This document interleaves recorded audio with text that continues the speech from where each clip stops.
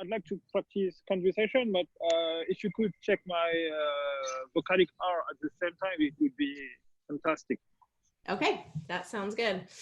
Yeah, tell me about some of the things you did in Toronto and some of the highlights there. First, I visited my brother.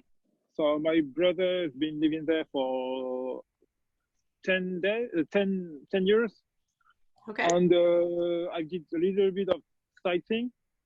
And okay. As I'm going to... Here, do sightseeing. Do that up and down, sightseeing. Sightseeing. Mm-hmm. Sightseeing. I got to practice my English there.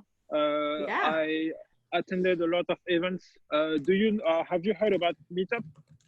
Yeah. Meetup. So I've used Meetup to practice my English and Spanish. Oh, good. And it was awesome. So I got to meet a lot of people from all around the world. So good. I think it was awesome. So you did that in Toronto? Yes. I've also seen a hockey game. You saw, say that again? Hockey. Hockey game. Oh, hockey game. A hockey game. Hockey. It's hockey. Hockey, yeah. So we're just gonna get that short O. Key. Hockey game. Hockey game. Mm-hmm. So hockey game. Hockey game. Okay, good. Yeah, Canada's all about the hockey, aren't they? Yes.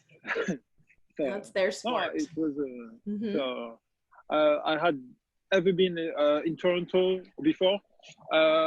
Before that, I had been to New York, and it was great as well. So I think the next time I'm gonna go in Toronto and then New York.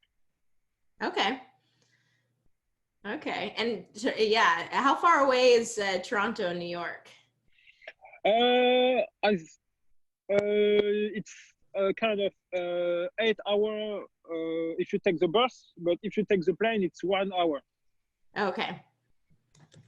Okay, do that for me again. Take the plane. That was the first TH that I heard that had more of a Z. Take the plane. Okay. Take the plane. Mm-hmm. You should take the plane. Yep. Okay, so just an hour. So that's pretty close. It's just an 8-hour drive or 1 hour flight. Okay. 1 hour. So you're talking about Toronto is more like New York City? New York City, yes. Yeah, the city of New York City. Okay. Yes. Because New York, it's it's famous because it's called the city that never sleeps. Yeah. And I think I wouldn't live in New York, but yeah. I would live in Toronto because it's too, it's everybody, it's, how can I describe that? So it's a lively city, you can do a lot of things, but sometimes you have to be in a quiet place, and Toronto have both actually. So okay. you can do a lot of things, and if you want to kind of calm down, you have place to come down. And if you want to do some shopping or something like that, you can go to New York and come back to Toronto. Okay.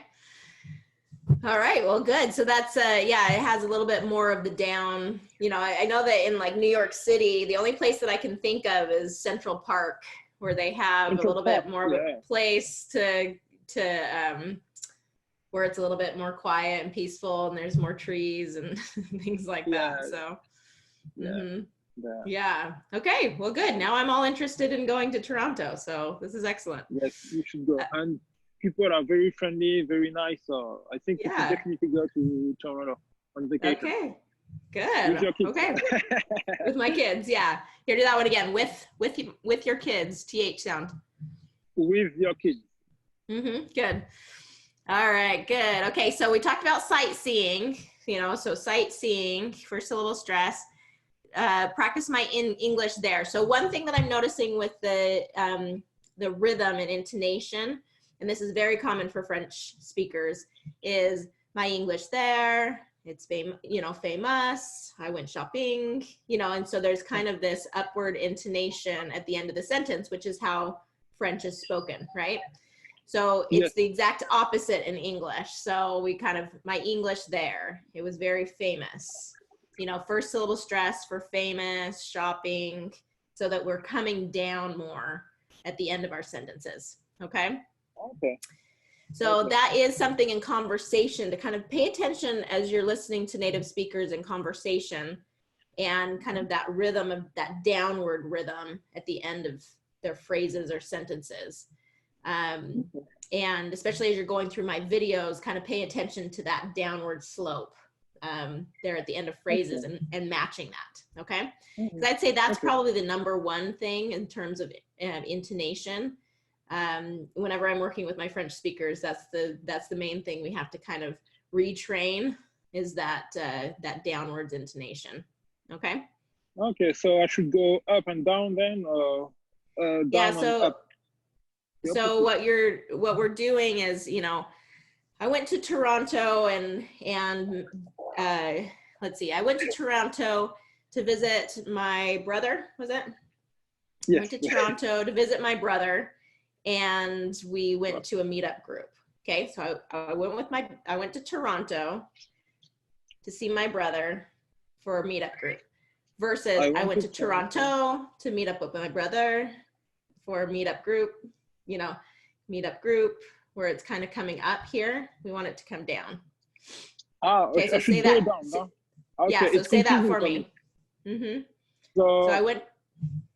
Yeah, go say that phrase for me. I went. See my brother, and we went a meetup group. Do that for me. I went to Toronto to see my brother, and we went to a meetup group. Yeah, there you go. That's exactly it. Yeah, so that's exactly it. Is just kind of, you know, falling instead of rising.